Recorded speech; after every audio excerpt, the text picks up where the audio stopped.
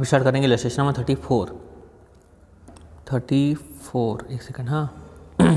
यहाँ पे लिखा हुआ है from the following balance sheet of Dream Coverage Limited as on 31 March 2022 and 31 March 2021 calculate net profit calculate cash flow from operating activities show working clearly. Okay, no problem. Equity and liability. Equity मतलब क्या होता है दोस्तों? Share holder fund. Liability दो तरह की होती है, एक नॉन करेंट लायबिलिटी, दूसरी होती है करेंट लायबिलिटी। No problem.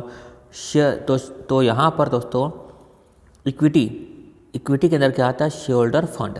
तो शेयर होल्डर फंड में क्या आता है? शेयर कैपिटल कितना था दोस्तों? 5 था, 7 हो गया। ये है प्रीवियस ईयर, ये है करेंट ईयर। तो 5 का हो गया 7, ठीक है। Reserve and surplus. तो रिजर्व एंड सरप्लस दोस्तों कितना था? 2 लाख था, कितना हो गया? 3.5 लाख हो गया। मतलब हमने 1.5 लाख जनरल रिजर्व ट्रांसफ़र किया होगा प्रॉफिट एंड लॉस अकाउंट से, ठीक है। अच्छा, हमको तो यहाँ पर ऑपरेटिंग एक्टिविटी चाहिए, तो ये तो दोस्तों फाइनेंसिंग एक्टिविटी का आइटम है, काम नहीं आने वाली। रिजर्व सरप्लस यहाँ पे काम आएगा। फाइनेंसिंग एक्टिविटी का क्यों? जहाँ पैसे का जुगाड़ करेंगे वो आता है फाइनेंसिंग एक्टिविटी, ठीक है। उसके बाद दोस्तों आगे बढ़ते हैं। नॉन करेंट लायबिलिटी कितनी थी यहाँ पे? 1 लाख थी, कितनी हो गई? 50,000 हो गई। यानी कि हमने 50,000 बैंक को रीपेमेंट किया होगा, ये भी फाइनेंसिंग एक्टिविटी की आइटम है। लेकिन इसका खर्चा जो है वो ऑपरेटिंग एक्टिविटी का आइटम बनता है, क्योंकि इसका जो खर्चा है हम लोग प्रॉफिट एंड लॉस अकाउंट में चार्ज करते हैं या एप्रोप्रिएशन में हम लोग चार्ज करते हैं। डिटेल के लिए लिंक है डिस्क्रिप्शन में, जाकर देख सकते हो कॉन्सेप्ट को। करंट लायबिलिटी को देखते हैं हम लोग, ट्रेड पेबल और short term provision for tax.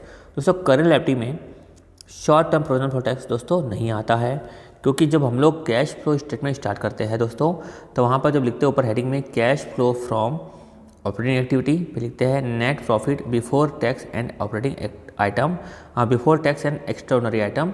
तो बिफोर टैक्स में हम लोग टैक्स का एडजस्टमेंट पहले ही कर चुके होते हैं, तो टैक्स जो है करंट लायबिलिटी के अंतर में नहीं आएगा। यानी कि हम लोग जो करते हैं ना adjustment for working capital changes, वो वहाँ पर ये नहीं आता है, पहले भी हम लोग समझ चुके हैं, बताने के लिए बता दिया हूँ। एसेट में चलते हैं हम लोग। नॉन करेंट एसेट में क्या क्या दिया हुआ है? Plant property and equipment 5 lakh था, 5 लाख है, ठीक है। इंटेंजिबल एसेट 1 लाख था, 95,000 है, यानी कि 5,000 का हुआ अमोर्टाइजेशन। नॉन करेंट इन्वेस्टमेंट पहले कितना? नील, अब कितना हो गया? 1 लाख। दोस्तों इन्वेस्टमेंट बढ़ गया, मतलब आपने परचेस किया होगा। तो दोस्तों मैं बता दूं, ये सब जो है कि इंटेंजिबल एसेट तो ठीक है, चलो अमोर्टाइजेशन हुआ है, वो ऑपरेटिंग एक्टिविटी में आएगा, नो प्रॉब्लम। इसका अगर कुछ हम लोग परचेस किए होंगे या सेल किए होंगे तो वो तो इन्वेस्टिंग एक्टिविटी में आता है, ठीक है। और नॉन का इन्वेस्टमेंट का जो हमने यहाँ पे नील था 1 लाख का हो गया, आपने परचेस किया है, तो वो भी कहाँ पे आएगा? इन्वेस्टिंग एक्टिविटी में आएगा। जब वहाँ पे करेंगे तब देखेंगे, ठीक है। बाकी हमको ऑपरेटिंग एक्टिविटी के बारे में सब कुछ याद हो चुका है, समझाने के लिए समझा रहा हूँ, ठीक है। अब करें asset, inventory, trade receivable, cash and cash equivalent. So inventory और ट्रेड रिसीवेबल कहाँ का आइटम है दोस्तों? करेंट एसेट का आइटम है। और कैश एंड कैश इक्विवेलेंट की जो बात है ये सबसे लास्ट में आता है, तो फिलहाल हम लोग वर्किंग कैपिटल में कैश एंड कैश इक्विवेलेंट को नहीं लिखते हैं। अब देखते हैं नोट्स टू अकाउंट में क्या लिखा हुआ है। प्रॉपर्टी प्लांट एंड इक्विपमेंट कितना था? मशीन थी 2, कितनी हो गई? 280, ठीक है। मशीन थी 2, कितनी हो गई? 280। अपन यहाँ मशीनें कुछ देखे थे ना ऊपर में मशीनरी के बारे में, अच्छा इक्विपमेंट देखे थे, है ना, अपन देखे थे यहाँ पे प्रॉपर्टी प्लांट एंड इक्विपमेंट 5 का 5, ठीक है। तो यहाँ देखते हैं हम लोग, मशीन थी कितनी? 2, मशीन थी 2, ये हो गई अपनी 280। ये था एक्यूमुलेटेड डेप्रिसिएशन, पहले था 80,000, अब हो गया 1 लाख। हमारी मशीन की कॉस्ट कितनी बची? 1 लाख 80,000 की बुक वैल्यू, यहाँ 1,20,000 की बुक वैल्यू। वैसे इक्विपमेंट के बारे में लिखा हुआ है 3,20,000 का इक्विपमेंट है, ये भी है 3,80,000 का इक्विपमेंट का टोटल आ गया 5 लाख। गुडविल है इंटेंजिबल एसेट 95, 1 लाख, यानी कि 1 लाख से कितनी हो गई? 91,500 उसकी वैल्यू हो गई। एडिशन इन्फॉर्मेशन में देखते क्या लिखा हुआ है। मशीन की कॉस्टिंग थी 80,000, ठीक है, यानी मशीन की कॉस्टिंग थी 80,000। एक्यूमुलेटेड डेप्रिसिएशन उसमें लग चुका था 20,000, यानी कि मशीन की जो बुक वैल्यू थी, है ना, बुक वैल्यू थी मशीन की, वो हमको मालूम चल गई कितनी? 60,000। और आपने सेल किया है, अच्छा sell at a loss of 18,000, यानी कि दोस्तों आपने सेल कितने में किया होगा? 60,000 की इसकी वैल्यू थी, 8,000 लॉस में सेल किया, आपने 42,000 में आपने सेल किया, तो लॉस आपको वैसे ही मिल गया कितना? 18,000 का लॉस आपको वैसे ही मिल गया। सिंपल।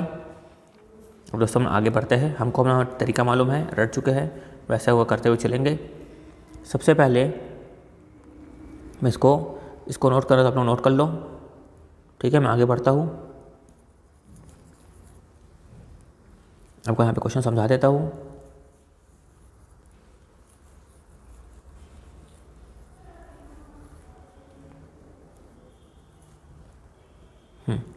तो सबसे पहले हम लोग करते हैं नेट प्रॉफिट, हम लोग कर रहे हैं ना cash flow from operating activities. तो स्टार्ट कैसे करते हैं हम लोग, net profit before tax and extraordinary item. इसके लिए बनाते हैं हम लोग नोट नंबर 1।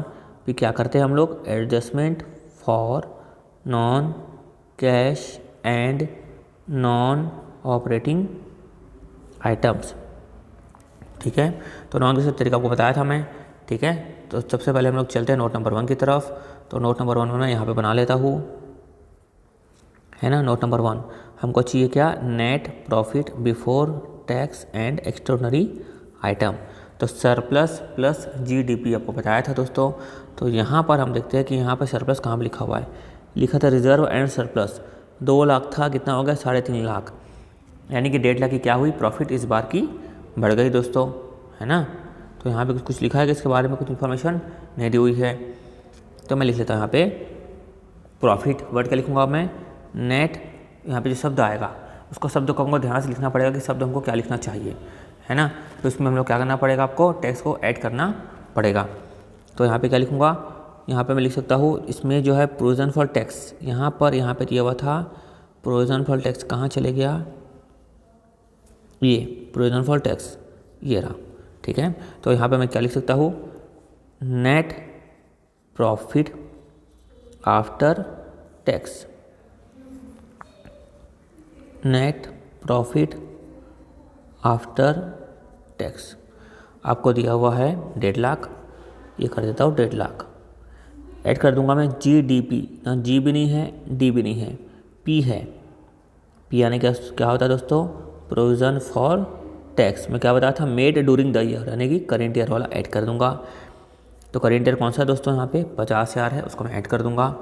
तो 50,000 को मैं कर दूंगा ऐड, यहाँ पे कितना हो जाएगा 2 लाख। कुछ रिफंड ऑफ टैक्स होता तो मैं माइनस कर देता, है ना। रिफंड ऑफ टैक्स होता तो 50,000 के बाद माइनस करके दिखा देता, ठीक है, जैसे हमने क्वेश्चन में किया था। तो यहाँ पे आगे दोस्तों 2 लाख, तो मैं लिख देता हूँ यहाँ पे, यहाँ नोट नंबर 1 जो लिखा हुआ था इसको थोड़ा सा मैं स्पेस करके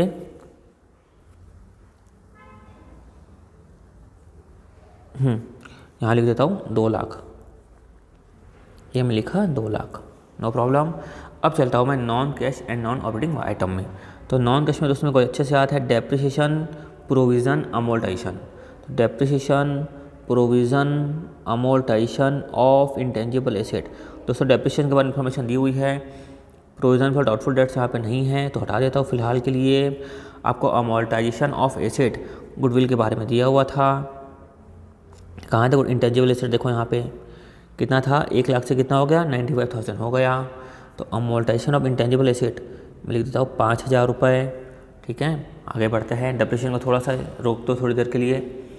उसके बाद दोस्तों यहाँ पे एडजस्टमेंट करने के बाद आएगा मेरा operating profit before working capital changes, ठीक है। फिर मैं क्या करता हूँ दोस्तों, adjustment for working capital changes. तो वर्किंग कैपिटल चेंजेस का मैं एडजस्टमेंट करता हूँ तो मैं कर दूंगा, कोई बड़ी बात नहीं है। ट्रेड पेबल क्या हो गया दोस्तों, 1.5 से हो गया 1.22, तो इंक्रीज इन ट्रेड पेबल यानी कि करंट लायबिलिटी बढ़ गई तो बराबर चलेगी, तो क्या कर दूंगा, ऐड कर दूंगा। तो कितना हो गया यहाँ पे 17 यहाँ पे ऐड हो जाएगा, नो प्रॉब्लम। आगे बढ़ते हम लोग करेंट इन एसेट में इन्वेंट्री देखते हैं, 55 से हो गई 31, अच्छा इंक्रीज इन इन्वेंट्री यानी करेंट एसेट क्या हो गई, बढ़ गई तो माइनस कर दूंगा, कितना हो जाएगा 45 और 30 75,000, तो 75,000 माइनस कर दूंगा। ट्रेड रिसीवेबल 80 था, कितना हो गया 147, तो इंक्रीज़ हो गया, अभी increase in trade receivable current asset क्या हो गई, बढ़ गई। तो 20 और 47 कितना हुआ 67, तो 67 को यहाँ पर भी क्या कर दूंगा दोस्तों, माइनस कर दूंगा, सिंपल है ना। यहाँ पे हमारे पास यहाँ तक आ जाएगा। लेकिन हम लोग सीखे थे कि टैक्स पेड जो है उस टैक्स को भी पेड करना रहता है। चल ठीक है, यहाँ तक ठीक है। अब डेप्रिसिएशन के बारे में बता देता हूँ, लिख देता हूँ नोट नंबर 1। अब मैं आपको बता देता हूँ नोट नंबर 1 में डेप्रिसिएशन के बारे में। कोई भी बड़ी बात नहीं थी, मैं आपको समझाया भी था। 80,000 माइनस 20,000, ये जो बुक वैल्यू है 60,000, ठीक है। सेल किए है कितने में, 60,000 का, 18,000 लॉस में, यानी कि सेल किए है कितने में, 42,000 में। लॉस कितना आया, 18,000 का हमको क्या आया, लॉस आया।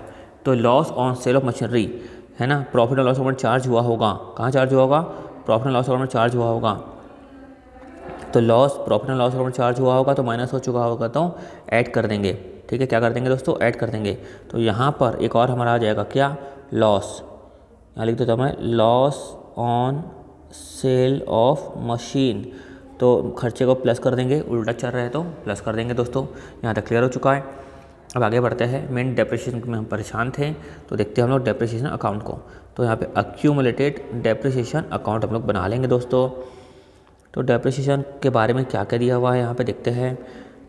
ओपनिंग था 80, क्लोजिंग है 1, ठीक है। तो लिख देता हूँ मैं, by opening balance, accumulated depreciation का ओपनिंग बैलेंस होता है क्रेडिट साइड में, है ना। तो ओपनिंग था 80,000 टू क्लोजिंग बैलेंस कितना हो गया, 1 लाख। अब क्वेश्चन में क्या दिख रहा था कि जो अक्यूमुलेटेड डेप्रिसिएशन था 20,000 वाला वो हट चुका है ना। तो ओपनिंग बैलेंस था हम लोग का कितना, 80,000। लेकिन इस साल क्या हुआ, जो 80,000 में से 20,000 वाला जो चीज़ें है वो बिक चुकी है। तो बाय मशीन अकाउंट बिक चुका है कितने का, 20,000 रुपये का। तो डेप्रिसिएशन कम हो जाएगा। तो दोस्तों 1 लाख, अब देखो 80,000 का ओपनिंग था, क्लोजिंग है 1 लाख रुपये का, है ना। तो मशीन के बिकने के बावजूद भी बैलेंस क्यों बढ़ रहा है, क्योंकि दोस्तों हमने इस साल क्या बनाया होगा, डेप्रिसिएशन बनाया होगा। तो बाय डेप्रिसिएशन इसको हमने कहाँ चार्ज किया होगा, प्रॉफिट एंड लॉस अकाउंट में चार्ज किया होगा कितने का, 40,000 रुपये का। यह आ गया 40,000, यह आ गया 40,000, यह आ गया 1,20,000। तो दोस्तों हमने चार्ज किया हो तो क्या कर देंगे, प्लस कर देंगे। यह आ जाएगा कितना, 40,000 को कर देंगे प्लस, नो प्रॉब्लम। तो दोस्तों 18, 40, 5 सब देखो, ये सब हो चुका है, ये सब भी हो चुका है। तो दोस्तों यहाँ तक हमारा काम हो गया है ना। ये भी आप जो है अच्छे से समझ गए होंगे। यहाँ बड़ा इशू है, ठीक है। अच्छा यहाँ तक हो चुका है हमारा। उसके बाद दोस्तों हम लोग यहाँ बताया था क्या, कैश जनरेटेड हो जाता है। यहाँ पे ऑपरेटिंग एक्टिविटी से कैश का क्या होता है, जनरेट हो जाता है। दोस्तों इसको मिटा देता हूँ, आपको नोट करना तो कर लो। तो इसको बोलते हैं हम लोग cash generated from operating activity. तो कितना आ जाएगा, ये 2 lakh plus 18,000 plus 40,000 plus 5,000 plus 17,000 minus 75,000 minus 67,000। यह है दोस्तों हमारा 1,38,000, आया 1,38,000। लेकिन एक बात और थी, क्या थी एक बात और, टैक्स नहीं भूलना, माइनस टैक्स पेड। कौन सा, पिछले साल का टैक्स हम लोग इस साल देते हैं। तो कहाँ था टैक्स पेड, ये 30,000 कहाँ था, पिछले साल का था, तो इस साल पेड करेंगे। माइनस में 30,000 कितना आ गया, 1,08,000। इसको भूलना मत, प्लीज़ मत भूलना, बच्चे पता नहीं टेस्ट में क्यों भूल जाते हैं। तो यहाँ तक दोस्तों हमारा क्वेश्चन था। मैं थोड़ा फास्ट चल रहा हूँ, ज़रूरी भी है, 1 शॉट इलस्ट्रेशन है, फास्ट तो चलना ही पड़ेगा। कितने बार आप वही को समझोगे।